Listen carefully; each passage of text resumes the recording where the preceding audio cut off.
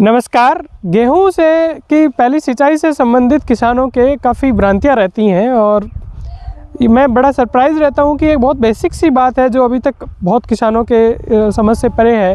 गेहूं में पहला पानी लगाने रिलेटेड कुछ बेसिक्स हैं, वो उस वीडियो में मैं प्रैक्टिकली दिखा के कवर करने की कोशिश करूँगा। और गेहूँ में यदि पहला पानी और खुराक में यदि आप थोड़े से भी चूक गए तो आपका जड़ सिस्टम और जो टोटल कल्ले निकल रहे हैं, टिलरिंग होनी है, वो पूरी तरह से प्रभावित होती है गेहूं की। देखिए, गेहूं में इन जनरल ये कहा जाता है कि पहला पानी आपको 20-25 दिन पे देना चाहिए। क्यों देना चाहिए ये आपने सुना होगा कि उस टाइम CRI स्टेज होती है, क्राउन रूट इनिशिएशन होता है, जो कि 20 से 30 दिन के बीच में होता है। क्या होता है इसको थोड़ा नज़दीक से देखते हैं। जैसे ये जो गेहूँ का खेत है, इसमें हमने बुआई की थी 9 तारीख को। आज ये करीब 23-24 दिन का गेहूँ हो गया है।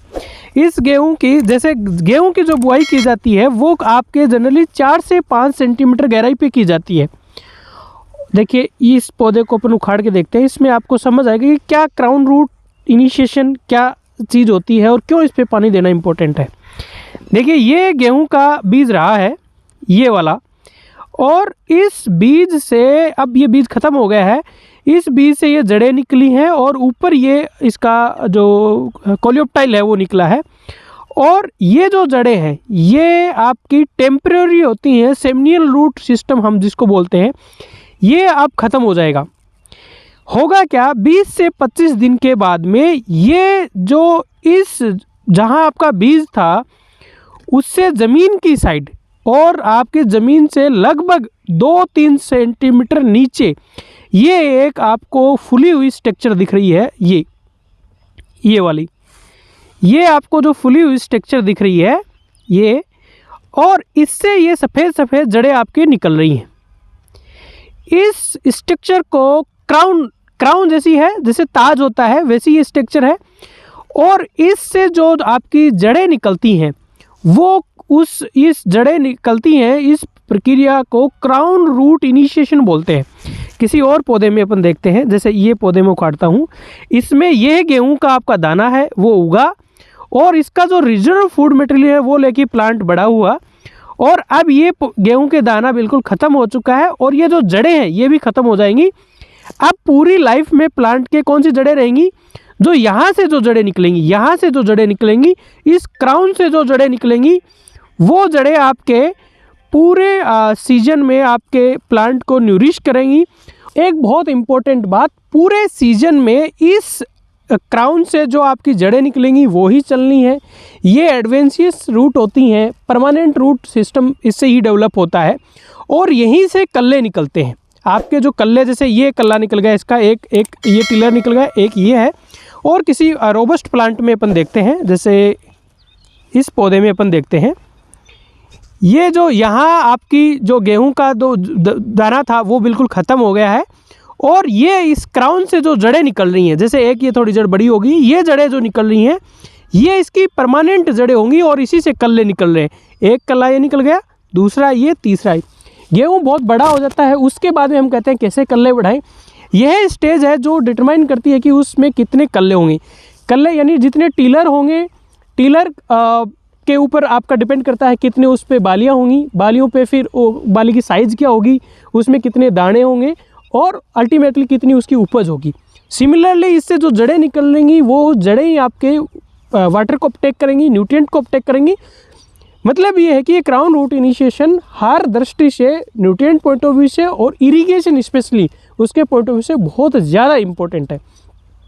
ये इन जनरल ये बोला जाता है 20 से 25 दिन में क्राउन रूट इनिशिएशन होता है, लेकिन ये फिक्स नहीं होता। आपकी सोइंग का जो समय है उस पर ये निर्भर करता है।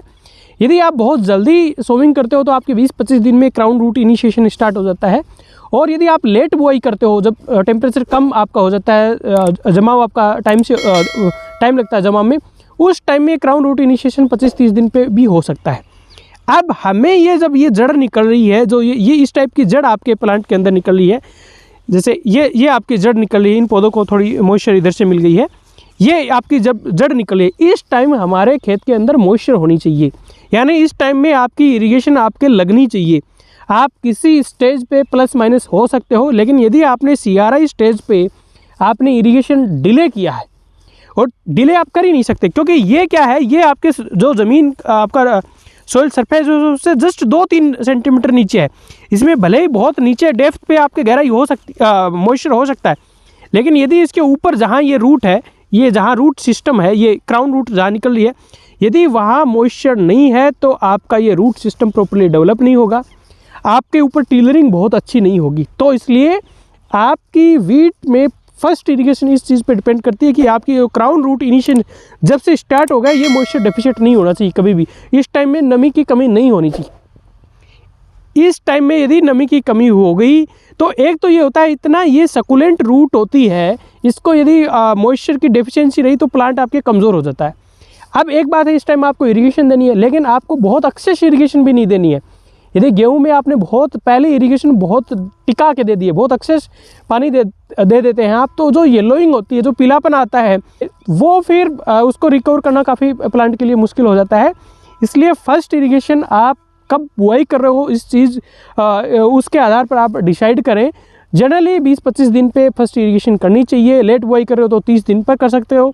भारी ज़मीनें हैं और उसमें नमी है पर्याप्त, यानी आपकी 2-3 सेंटीमीटर जहां आपकी क्राउन रूट निकल रही है, वहां यदि पर्याप्त नमी है तो आप 1 महीने तक भी डिले कर सकते हो यदि लेट बुआई पे जा रहे हो और भारी ज़मीन है। लेकिन आपके जब ये क्राउन रूट, ये वाली जो जड़ निकल रही है, ये वाली जब जड़ निकल रही है, उस टाइम में आपके खेत में पर्याप्त पानी होना चाहिए। और हम कोशिश करें, न्यूट्रिएंट की यदि हम बात करें तो जो आपने बेसल डोज में यदि कुछ नहीं दिया है, जैसे आपने पोटास नहीं दिया, जैसे आपने सल्फर नहीं दिया, जैसे आपने जिंक नहीं दिया है, तो आप बेहतर है फर्स्ट पानी पे यूरिया के साथ में वो चीज़ें आप दे देंगे तो बढ़िया रहेगा। उम्मीद करता हूँ जानकारी ठीक लगी होगी। यदि आपको ऐसी जानकारी चाहिए तो आप इस चैनल को सब्सक्राइब कर सकते हो। नमस्कार, जय हिंद।